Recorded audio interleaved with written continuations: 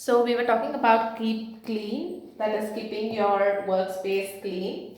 So if there is a lot of like dirt which is spread all around your working place or the area where you work, so that could also sometimes become a reason for the fire hazard to happen. So keeping the workplace tidy and clean helps to prevent the fire threats, especially if it is a lot of flammable materials that you're using in your working area. So if we say, for example, if we take our school itself, so if we don't clean, the area, it could be the classroom, the corridor, the ground, or any of the places, the storerooms or anything. Very often, yeah, there are flammable materials like papers. Papers are a lot when it comes to schools, so we cannot throw these papers here and there, and even a small a blink of a fire catches one of the paper, it could burn like anything, right? And it could cause a severe fire hazard. So keeping the area, that is the organization where we are working, the area where we work, the space where we work, keeping it clean prevents fire hazard to a certain extent. The third one is maintain electrical safety. So when we say electrical safety, so why do we have to consider this point, is because sometimes there are certain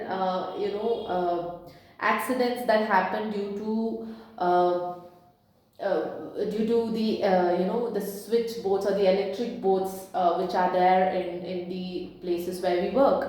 So how does that causes fire is, if there is a faulty wiring or a malfunction in the electrical equipments that we are using inside the industry, there could be a short circuit that could happen, and because of which a small fire could take its existence, and then it can burn everything which is present in and around. And if it is a flammable material, then the flame, I mean to say, the fire will become even more worse.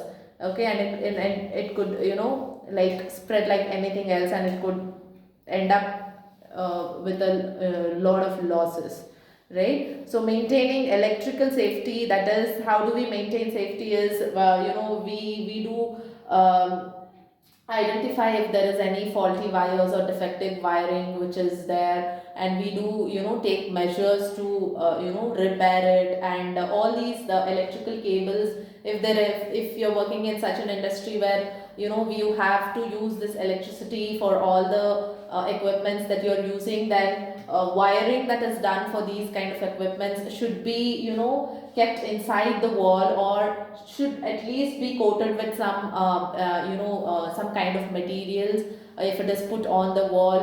And sometimes you can place all these wire under the carpet, wherein nobody would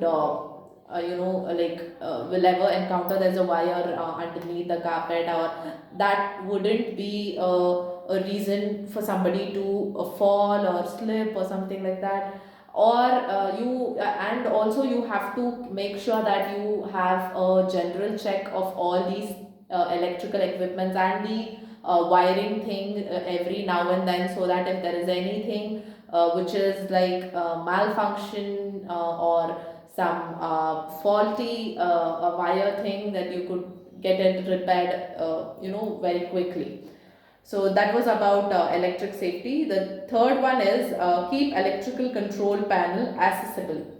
So keeping electrical control panel accessible is because, let's say that there was some let's assume that there was an fire accident which has happened, and this fire, when it when the fire accident happens, and if there is any electrical boards which are nearby, like it could worstly it could be even worse if it affects the electrical board or something like that. So sometimes it is very much necessary we cut off the electricity entirely from that building. So if this electrical control panel is accessible, and if it is every employee is being known about this the panel, the main panel where all the electricity to the entire building is supplied, so he could take an action where he could reach there and cut off the electricity, or he can pull down the electricity, so that it wouldn't worsen the situation which is already been existing, that is the fire hazard. So that's the reason keeping the electrical control panel accessible, wherein everybody is knowing about it, everybody should have a knowledge about where exactly it is very very important. Okay. So that anybody could easily get access to it and shut down the electricity or the current. The next one is store chemical safely. Now, when it comes to chemicals, so even in schools also, when we are doing certain chemical experiments, we do have hydrochloric acid, HCl, and all these kind of different chemicals that we basically use in doing certain experiments, which are flammable. Okay, even your teachers would say that use it very carefully, because it could burn your skin and it is flammable, and you cannot mix any chemical with something else which might even cause a fire, right? So keeping them or storing them in a very secured manner is very very important. There are certain measures, or there are certain like rules where you have to store some kind of chemicals in some temperature, or within some, there is certain restriction that you need to follow, and keeping all that in mind and storing them in a proper way is very very important, wherein if, for example, if we take something like chemical supply, that is products like, as I said, when you are doing any chemical chemistry experiments, you will be using certain chemicals. So keeping them in a safe area with a certain moderate temperature could be a safety measure. And sometimes you might also come across like some of the chemicals which could generate heat, as I said earlier. They can also cause fire explosions. So you have to make sure that you are maintaining the safety when it comes to chemicals. The next is prevent ignition in explosive area. Now, what is ignition? So ignition is nothing but where the flame, where you give existence for the fire or the flame, where you store highly inflammable elements or materials. So when we say flammable, not inflammable, it's flammable. When we say something which is flammable, we mean that like it catches fire very easily. Okay. To give an example, we could say that LPG. So if there is an LPG outlet which is being maintained, they make sure that they are keeping these cylinders where there is a lot of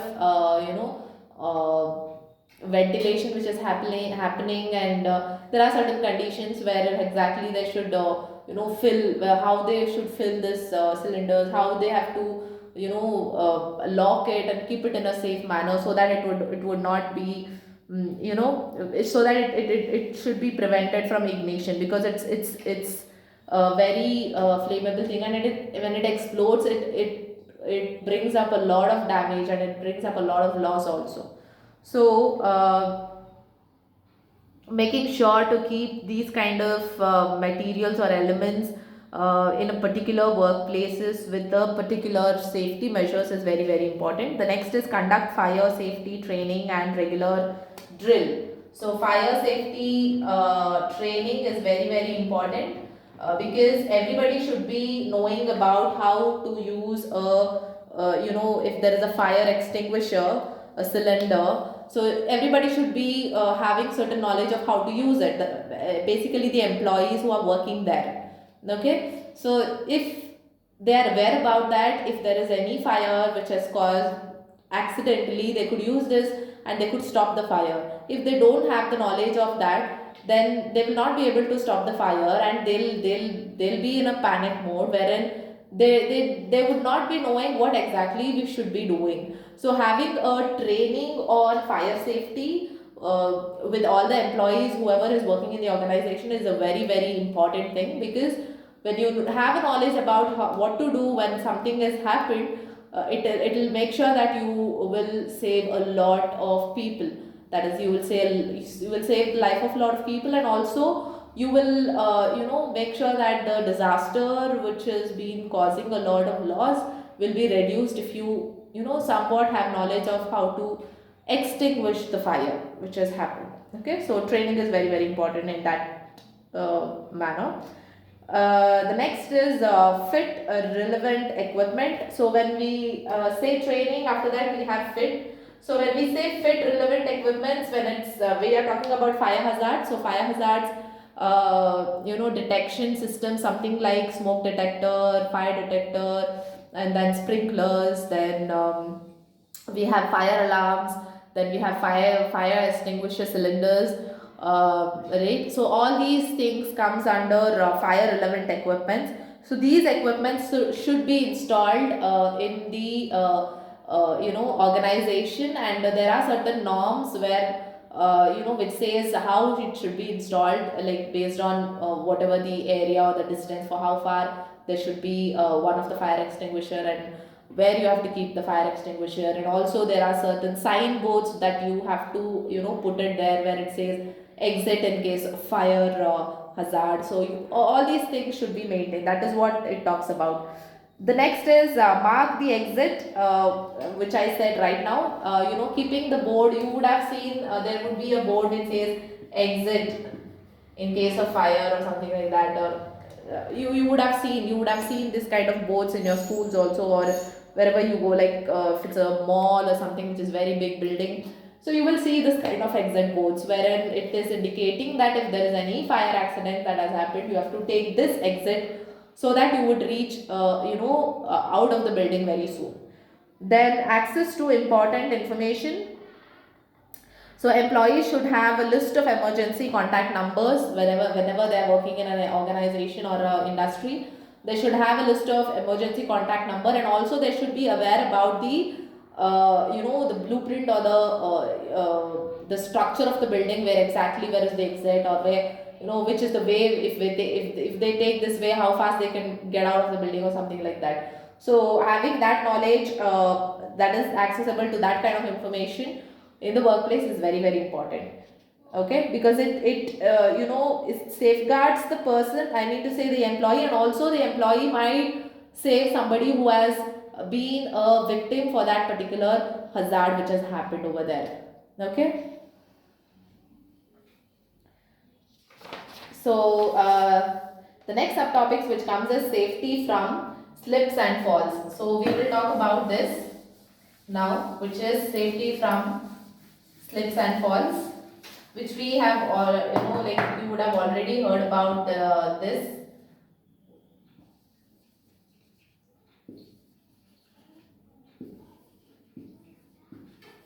Slips and falls.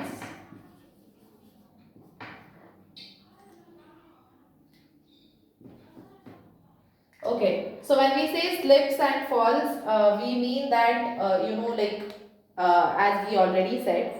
So there's a record which says in 2019 in India, 697 workers died by falling from above. 48,060 were injured badly.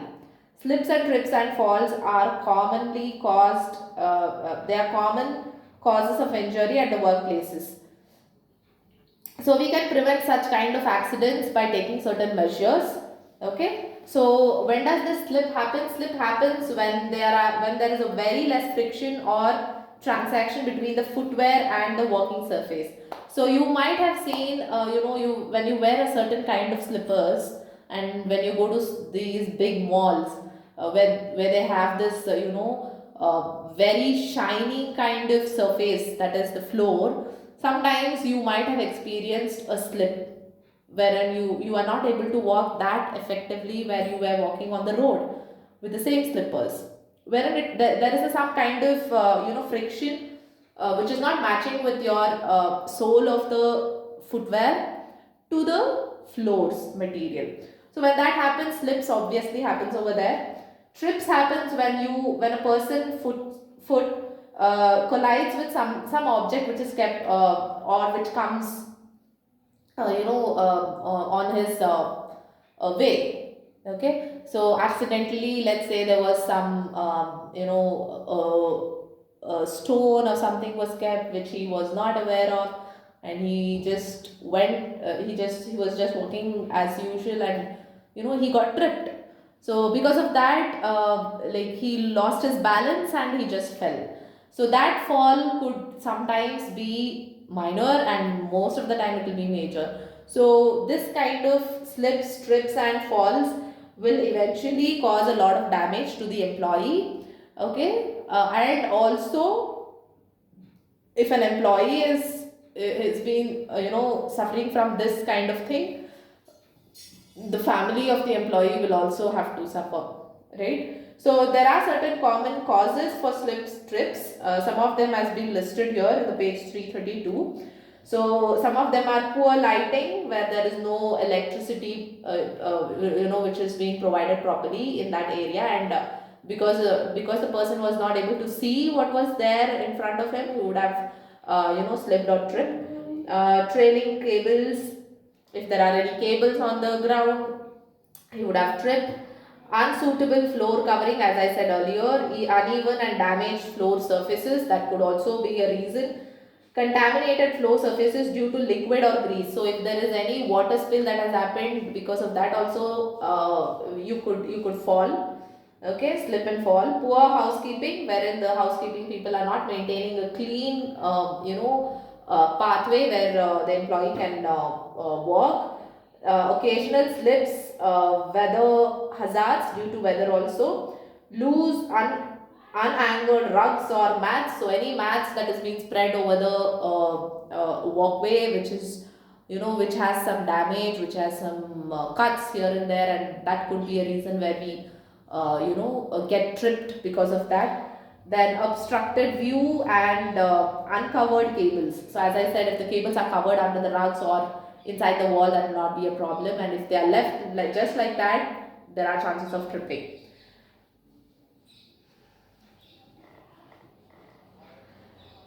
So the next topic is about prevention of slips and falls at workplaces.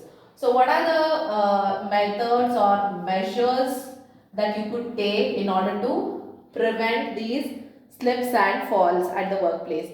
So these slips, trips and falls are causing a lot of accident in the workplace, where the injuries sometimes, most of the times, it will be major rather than minor, because if the person who slips, trips or falls get hurt to his head or to his spinal cord, then it could be a very big issue, wherein like it could be a very big injury, wherein the person might not be able to work again, and it could affect his family and all these things. So to reduce this, we need to take certain measures, the prevention measures. So some of the prevention measures that could be taken in order to avoid slip trips are as follows. The first one is keeping walking surface clean and free of clutter. Clean, keeping the walking area clean and clutter free.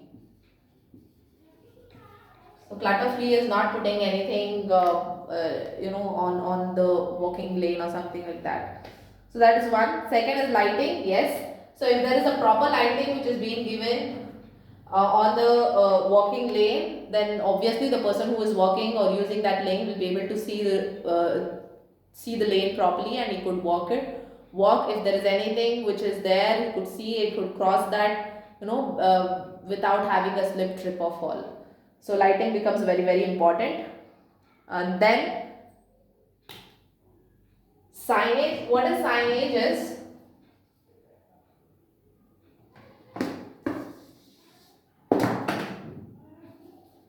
so you could have seen, like when there is a signage is nothing but it is an indicating thing which is which gives an indication whether to use that path or not to use that path because of so and so. Or you could have seen certain tapes that is being, which is being tied around that particular area, saying that please do not walk here. It is the floor here is watery or greasy or something like that. Putting those kind of signage is very very important because it avoids flip, trips and falls.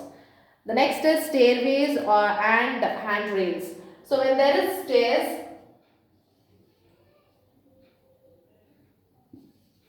when there are stairs, to the building, having handrails becomes very very important. You know, having a stair without a handrail is a big no. Okay, so most of the places do have the staircases, wherein apart from the staircase there is a handrails, that is wherein you have something to hold and then climb, right? Why do we have that? Because if there is any kind of slip or trip that happens, you could hold that and you could get back your grip.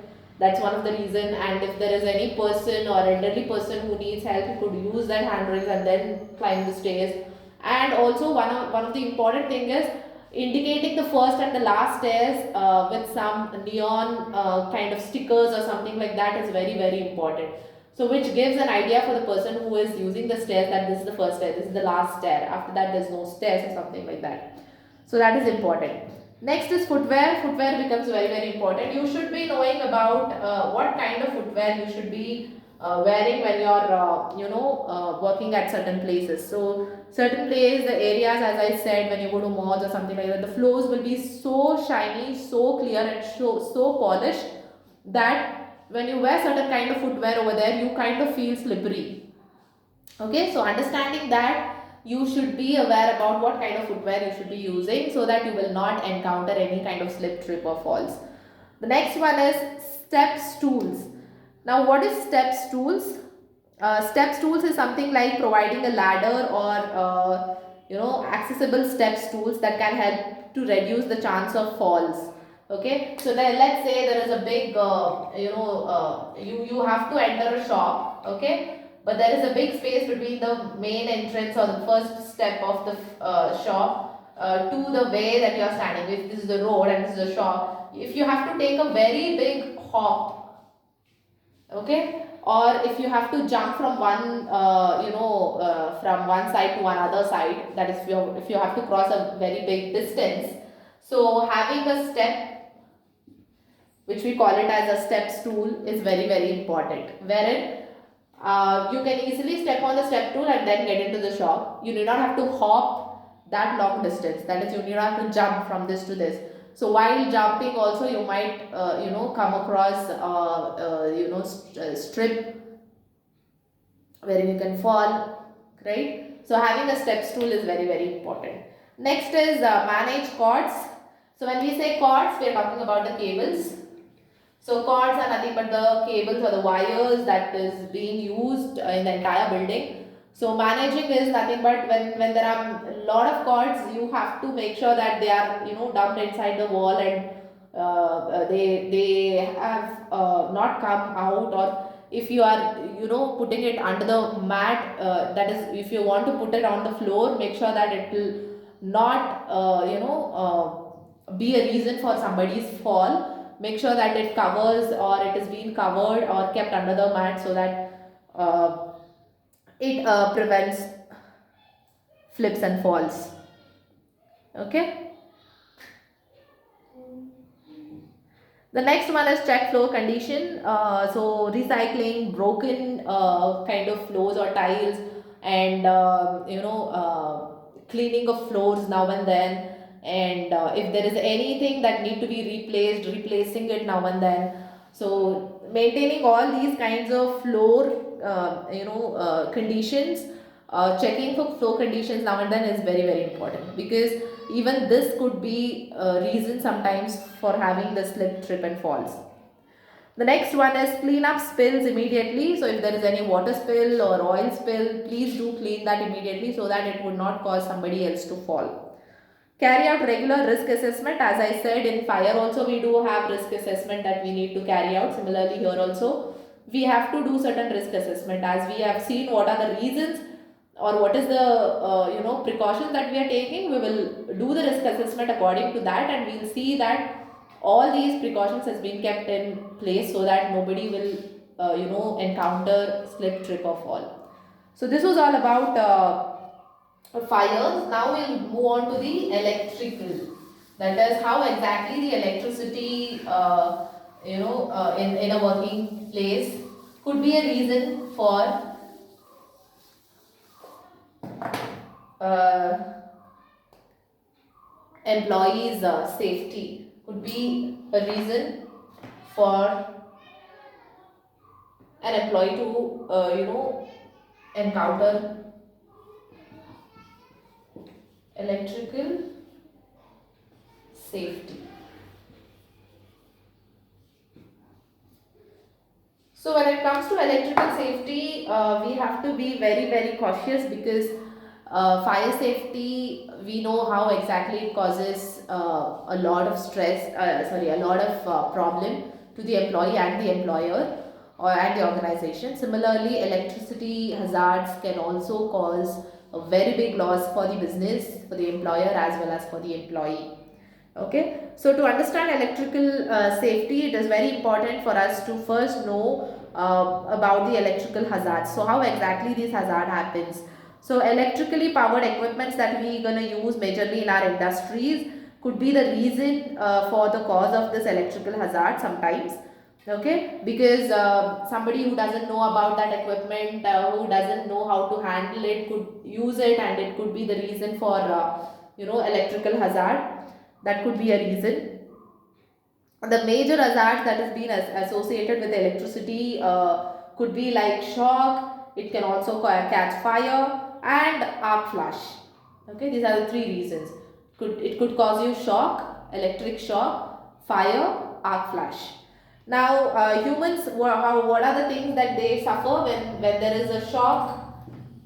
If somebody experiences a shock, fire, which we already know, and arc flash. So shock we already, so any of these three caused by the electricity to a human will affect him with certain injuries. Some of them have been listed here. The most common is when the person comes in contact with the wire, which is having this electricity passing through it, that could cause a shock or a burn. Okay. Another is it could cause a fire, and another is this fire could also go further and be an explosive. Okay, wherein it could lead to a massive explosion also. Okay, so the very very important thing is the table that they have given in the note, wherein what amount of current, okay, where we say in amps, 1 amp, 2 amp, 3 amp, 4 amp, 5 amp. So which amount of this amp causes what kind of damage to the human body? When that amp of electricity passes, what is the damage that is caused to the human body? When there is only 1 amp of electricity, or when you come across with any electric wire, you could you when you charge a cell phone, and if your charger is still in like you have unplugged your phone, but your charger is still in the on state. Okay, so if you touch the tip of the charger, that is where you use to plug your cell phone, you might feel a little something like a shock or something like that. So wherein it's a very small amount of electricity that has been passing through that cable, so it might not hurt you that much. So we'll see what does 1 amp feel like. 1 amp feel like slight tingling sensation. It could be similar like that. 2 to 9 amp is like small shock. 10 to 12 amp might cause you muscle contract, causing the person to freeze. He might freeze with, like, he could just stand there like that. 25 to 74 amp would cause respiratory muscle becomes paralyzed, pain, and also burns might happen. 75 to 300 amps of electricity, if it passes through a person, he usually like fatal. Okay, and wounds, there'll be wounds